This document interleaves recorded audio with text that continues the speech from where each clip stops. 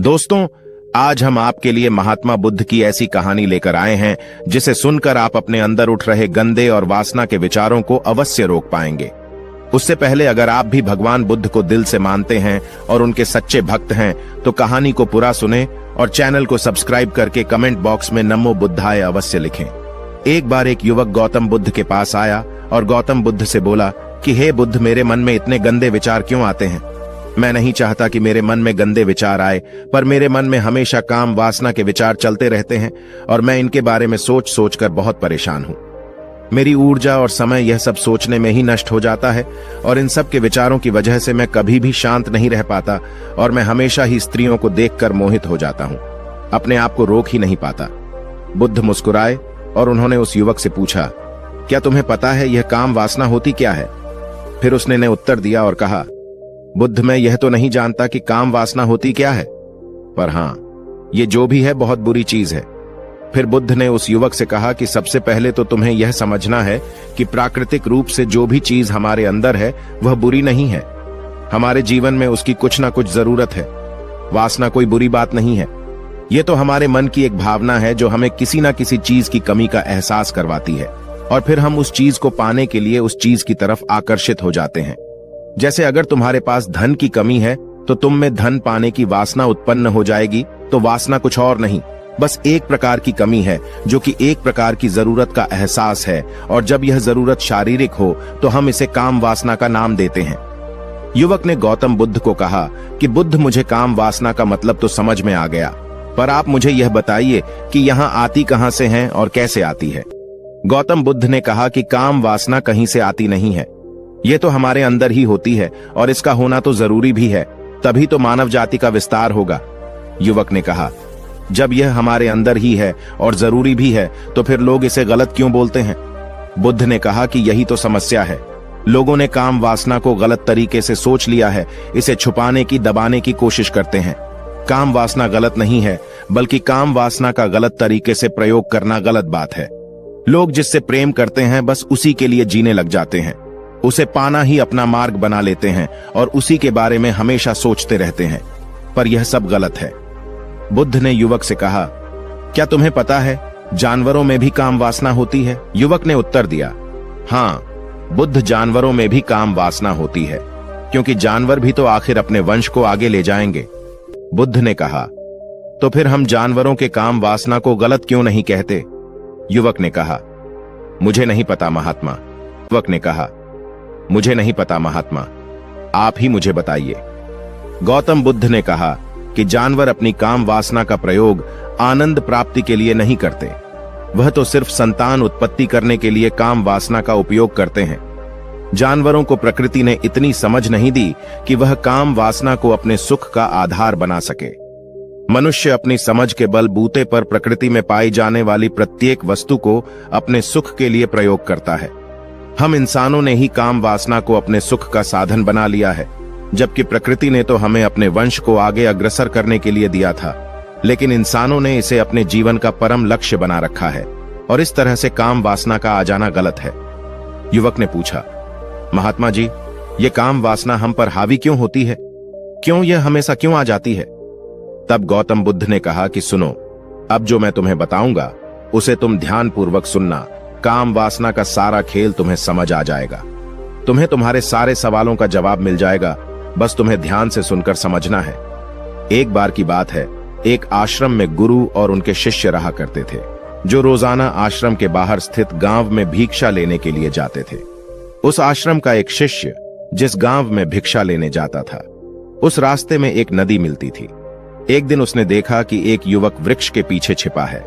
वह उस युवक के पास गया और उससे जाकर बोला, भाई, तुम इस वृक्ष के पीछे छिपकर क्या देख रहे हो?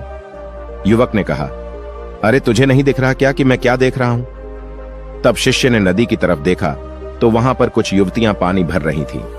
तब उसने उस युवक से कहा, अरे भाई, वहां पर तो युवतियां पानी भर रही हैं, इसमें छिपकर देखने वाली क्या बात है?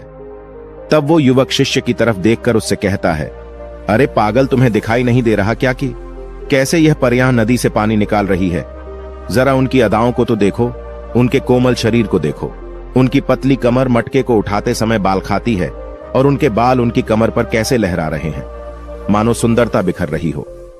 शिष्य ने फिर नदी की तरफ देखा और इस बार वह इसे देखता ही चला गया। अभी तक तो कुछ भी नजर नहीं आ रहा था और वह बिल्कुल निर्भय था। उसे किसी भी बात का कोई डर नहीं था। लेकिन अब वो छिपने लगा और उन युवतियों को देखने लगा। और जब वो छिपकर उन युवतियों को देख रहा था, तभी वह अचानक अंदर से कांप गया और उसने कहा कि यह मैं क्या कर रहा हूं? मैं जो कर रहा हूं वह सही नहीं है। मुझे यहां से चले जाना चाहिए। और फिर वह जल्दी से वहां से चला गया। वो आश्रम पहुंच जाता है। आश्रम जाकर वो अपने कार्यों में लग गया। लेकिन जो अभी वह देखकर आया था, वही उसकी आंखों के सामने बार बार आ रहा था। उसके मन में वही दृश्य चल रहा था। उसका मन वही सब कुछ देखने के लिए उतावला हो रहा था। उसका किसी भी काम में मन नहीं लग रहा था। सुबह होते ही वह जल्दी ही भिक्षा के लिए आश्रम से निकल जाता और उस नदी के पास वाले वृक्ष के पास जाता, जहां पर वह युवक पहले से मौजूद रहता था। उसके साथ मिलकर युवतियों को छुप छुप कर देखता था। अब वह रोज ऐसा करने लग गया। यह उसके रोज का काम हो गया। अब उस शिष्य का मन किसी भी काम में नहीं लगता था। वो हमेशा ही किसी न किसी प्रकार के विचार में उलझा रहता। वो आश्रम के कार्यों को भी ठीक तरीके से नहीं कर रहा था। ना वो ठीक से सो पाता था, ना वो ठीक से खाना खा पाता था। उसका मन बेचैन सा रहता था। उसका मन बार बार उन युवतियों के सौंदर्य को देखने के लिए लालायित होता रहता था। जब गुरु दीक्षा देते, तब भी उसका मन कहीं और विचारों में खोया रहता था। गुरु ने अपने शिष्य की इन हरकतों को भांप लिया था। तब एक दिन गुरु ने शिष्य को अपने पास बुलाया और कहा कि आज से मैं भी तुम्हारे साथ भिक्षा मांगने चलूंगा। तुम और मैं साथ साथ भिक्षा मांगने चलेंगे। तभी शिष्य गुरु को मना करते हुए बोला, नहीं गुरुदेव, आप परेशान क्यों हो रहे हो? मैं अकेला ही ठीक से भिक्षा मांग सकता हूं। गुरु ने शिष्य से कहा कि ठीक है, तुम अकेले ही भिक्षा मांगने जाओ। शिष्य तुरंत वहां से भिक्षा मांगने के लिए निकल गया। उसके जाने के बाद गुरु भी आश्रम से निकल गए और शिष्य का पीछा करने लगे कि वो कहा जाता है, किससे मिलता है। ये सब देखने के लिए उसके पीछे पीछे चलने लगे। कुछ आगे जाने के बाद गुरु ने देखा कि उनका शिष्य एक युवक के साथ एक वृक्ष के पीछे अपराधी की तरह छिपा हुआ है और छिपकर कुछ देख रहा था। गुरु भी अपने शिष्य के पीछे गए कि आखिर उनका शिष्य क्या देख रहा है, जिसे देखने के लिए वो वृक्ष के पीछे अपराधियों की तरह छिपा हुआ है। गुरु ने देखा कि उनका शिष्य वृक्ष के पीछे छुपकर युवतियों को देख रहा था, जो कि नदी से पानी भर रही थी। तभी गुरु ने शिष्य को कहा कि तुम क्या देख रहे हो?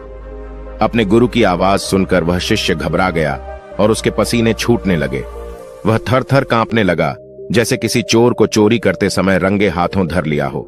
उसकी हालत खराब हो गई। वह कुछ भी नहीं बोल रहा था। उसके मुंह से कुछ टूटे फूटे शब्द ही बाहर निकल रहे थे। वो अपने गुरु से नजर भी नहीं मिला पा रहा था। गुरु ने शिष्य की तरफ देखा और कहा कि मेरा शिष्य तो निर्भय था, उसे तो किसी भी चीज का डर नहीं था, लेकिन यह क्या, तुम तो डर के मारे कांप रहे हो। शिष्य ने गुरु से कहा कि मुझे माफ कर दो गुरुदेव, मेरा इसमें कोई दोष नहीं है। उस युवक ने मुझे बहका दिया था, लेकिन आपसे मैं वादा करता हूं कि आज के बाद मैं ऐसा कभी दोबारा नहीं करूंगा। मुझे माफ कर दो। गुरु ने शिष्य से कहा कि कोई बात नहीं, पर इस बात का तुम ध्यान रखना कि हम जैसी संगति करते हैं, वैसा ही फल हमें प्राप्त होता है। उसके विचार हमारे अंदर प्रवेश करते हैं, इसीलिए अच्छी संगति करो, जिससे तुम्हारे अंदर अच्छे विचारों का प्रवेश हो। फिर गुरु और शिष्य आश्रम लौट आए और फिर से आश्रम के कार्यों पर ध्यान देने लगे। उसने उस रास्ते को त्याग दिया और दूसरे रास्ते से जाने लगा। वो अपने काम को ध्यान से करता, लेकिन धीरे धीरे उसके अंदर क्रोध उत्पन्न हो गया और फिर वो दूसरों पर क्रोध करने लगा और बेचैन रहने लग गया। अब वो सही समय पर भोजन भी नहीं करता था। वह भोजन भी बहुत कम खाता था। एक रात गुरु शिष्य के पास आए और उसे बोले कि अब तक तुम कितनी बार अपने वादे से मुकर चुके हो। यह सुनकर शिष्य अपने गुरु के चरणों में गिर गया और रोने लगा। रोते रोते ही उसने गुरु से कहा कि गुरुदेव, मैं कई बार अपना वादा भूला हूं, फिर वादा कर लेता हूं, लेकिन हर बार मैं वादा भुला देता हूं। मेरा मन मेरे नियंत्रण में है ही नहीं। मैं बहुत कोशिश करता हूं कि मैं अपने मन से सारे बुरे विचारों को निकाल डालूं, लेकिन मैं चाहकर भी ऐसा नहीं कर पा रहा हूं।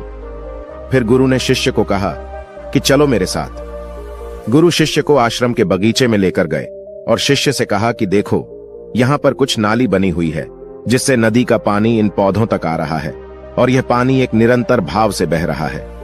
क्या तुम इस पानी के बहाव को रोक सकते हो? शिष्य ने कहा कि हां गुरुदेव, मैं इस बहाव को रोक सकता हूं। फिर शिष्य ने मिट्टी उठाकर उस नाली में डाल दी। वो पानी कुछ देर के लिए रुक गया और फिर कुछ समय बाद मिट्टी के ऊपर से पानी बह गया। गुरु ने शिष्य से कहा, अरे यह क्या, यह तो पानी रुका ही नहीं। फिर शिष्य ने कुछ मट्टी पत्थर उठाकर उस नाली में डाल दिए और फिर कुछ समय के लिए पानी रुक गया, लेकिन फिर उस पत्थर के ऊपर से पानी निकल आया। फिर गुरु ने कहा कि यह क्या हुआ, पानी तो फिर से बह गया। तुम तो बोल रहे थे कि तुम इसे रोक दोगे। क्या हम किसी काम को रोकना चाहे तो क्या हम उसे रोक नहीं सकते? तब शिष्य ने कहा, कोई बात नहीं गुरुदेव, मैं इस पानी को तो आपको रोक के दिखाऊंगा। वह फिर से एक भारी सा पत्थर लेकर आया और उसे नाली पर डाल दिया और पानी रुक गया। तब गुरु से कहा कि देखा गुरुदेव, मैंने कहा था ना कि पानी को मैं रोक दूंगा। मैंने पानी को रोक दिखाया, आपकी बात मैंने पूरी कर दी। गुरु मुस्कुराए और बोले, अच्छा जरा ध्यान से देखो पा, ये रुक गया क्या? वो तो पीछे की नाली से बाहर आ गया और अगल बगल से बह रहा है। और ध्यान से देखो, इस पत्थर के आगे भी आ गया और यह पानी अपना रास्ता बदलकर फिर से आगे की तरफ बह जाएगा। और फिर कुछ देर बाद ऐसा ही हुआ। फिर गुरु ने शिष्य को समझाया कि तुम्हारे साथ भी तो ऐसा ही चल रहा है। तुम बार बार प्रयास कर रहे हो, पर हर बार तुम्हारा प्रयास टूट रहा है और यह हमेशा टूटता ही रहेगा। तुम कितना भी मिट्टी पत्थर रख लो, लेकिन पानी तो अपना रास्ता बना ही लेगा। ये सब देखकर शिष्य ने गुरु से कहा कि हे गुरुदेव, क्या कोई तरीका नहीं है जिससे मैं गंदे विचारों से बाहर निकल सकूं और यह मेरे मन में आए ही नहीं? गुरु शिष्य को एक नदी के पास ले गए जहां से उस बगीचे में पानी आ रहा था।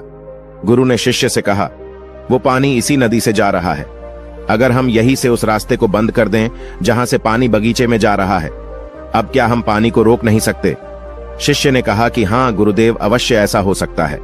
मैं इस पानी को यहीं से बंद कर देता हूं, तब आगे की नाली में पानी जाएगा ही नहीं और फिर बगीचे में पानी जाएगा ही नहीं। फिर शिष्य ने नदी से जाने वाले रास्ते को बहुत मेहनत करके पत्थर और मिट्टी डाल डालकर बंद कर दिया और गुरु से कहा कि गुरुदेव, मैंने पानी को बंद कर दिया है। नहीं जाएगा तो पौधों को पानी कहां से मिलेगा? उन पौधों को तो पानी की आवश्यकता है और उन पौधों में कुछ पौधे तो ऐसे हैं जिनको रोज पानी की आवश्यकता है। वह तो मुरझाकर मर ही जाएंगे, उनका क्या होगा? पानी तो हमें खोलना ही होगा। शिष्य ने गुरु की बात सुनकर वापस नदी से जाने वाले पानी का रास्ता खोल दिया। तब गुरु ने शिष्य से पूछा कि अगर हम इस नदी के पूरे पानी को बगीचे की तरफ कर दे तो क्या होगा? तब शिष्य ने जवाब दिया कि गुरुदेव, वहां पर जितने भी पौधे हैं वो गलकर नष्ट हो जाएंगे, वहां पर कुछ नहीं बचेगा। फिर गुरु मुस्कुराए और बोले, तुम इस बात को समझो कि हमें किसी भी चीज को रोकना नहीं है, बस हमें हमेशा संतुलन बनाए रखना है। कम पानी से भी पौधे नष्ट होते हैं और ज्यादा पानी से भी पौधे नष्ट होते हैं। हमारा जीवन संतुलन से ही चलता है। गुरु ने शिष्य से कहा कि अगर मैं तुम्हें कहूं कि तुम आम के बारे में मत सोचो तो तुम्हारे मन में सबसे पहले किसका चित्र आएगा? शिष्य ने कहा कि गुरुदेव, मेरे मन में तो पहला चित्र आम का ही आएगा। गुरु ने कहा कि जब हम गंदे विचारों को जबरदस्ती रोकने का प्रयास करते हैं तो वह और मजबूती के साथ हमारे अंदर प्रवेश करते हैं, हमारे अंदर उठते हैं। इसीलिए हमें उन्हें कभी भी दबाने की कोशिश नहीं करनी चाहिए। फिर गुरु ने शिष्य को समझाते हुए कहा कि हमारे गंदे विचार बुरे लोगों की संगति करने की वजह से भी आते हैं। कई बार क्या होता है कि कामुकता हमारे अंदर होती नहीं है, लेकिन कुछ अश्लील लोगों के साथ रहने की वजह से ये हमारे अंदर हावी हो जाती है। फिर शिष्य ने कहा कि गुरुदेव, आप सही कह रहे हैं, मैं अपने मार्ग से भटक गया था। फिर वह शिष्य उस रात बहुत ही चैन की नींद सोया। सुबह अपने कार्यों को पूरे मन से किया और फिर सुबह वो भिक्षा लेने के लिए उसी रास्ते से गया जहां वह युवक आज भी वृक्ष के पीछे छुपकर उन युवतियों को देख रहा था। वह शिष्य नदी पर गया जहां वह युवतियां पानी भर रही थीं। उसने उनसे पानी मांगा। उनमें से एक ने उसे पानी पिलाया और उस सन्यासी शिष्य के चरण छुए। शिष्य ने उसे आशीर्वाद दिया कि तुम्हारा कल्याण हो। उसका मन सकारात्मक ऊर्जा से भर गया। उसके चेहरे पर मुस्कान आ गई थी, जैसे कि उसे कुछ खोया हुआ वापस मिल गया हो। वह वापस अपने रास्ते से जाने लगा। तभी पीछे से वह युवक आ गया जो वृक्ष के पीछे छुपा हुआ था। वह शिष्य के पास आया और बोला कि क्या बात है, आज तो तुमने नजदीक से दर्शन कर लिए, तुम तो मुझसे भी आगे निकले। तब शिष्य ने कहा कि हम हमेशा दूसरे के दर्शन करने में ही व्यस्त रहते हैं, अपने दर्शन कर ही नहीं पाते। तुम कब तक इस वृक्ष के पीछे छुपते रहोगे? किसी को पसंद कर लो, उससे बोल दो। अगर वो भी तुम्हें पसंद करती है तो शादी कर लो और उससे पहले तुम कुछ बन जाओ, अपने आप को पहचान लो। ऐसे अपना समय बर्बाद मत करो। फिर वह युवक रोज उससे मिलने लगा और उस युवक ने नदी पर जाना त्याग दिया और फिर वो युवक अपने जीवन में कुछ बनने के लिए संघर्ष करने लगा। तो तुमने देखा संगति का असर क्या होता है। अपनी संगति बदलो, अपने विचार बदलो, बुद्ध ने युवक से पूछा कि क्या तुम्हें तुम्हारे सारे सवालों का जवाब मिल गया? तब युवक ने कहा कि हाँ महात्मा जी, आपका बहुत बहुत धन्यवाद। तब गौतम बुद्ध ने युवक से कहा कि जब तुम्हारे मन में गंदे विचार आए तब आप अपने आप को दोषी मत मानो, केवल उन विचारों में संतुलन बनाने का प्रयास करो और अपने आप को पहचानो। धन्यवाद।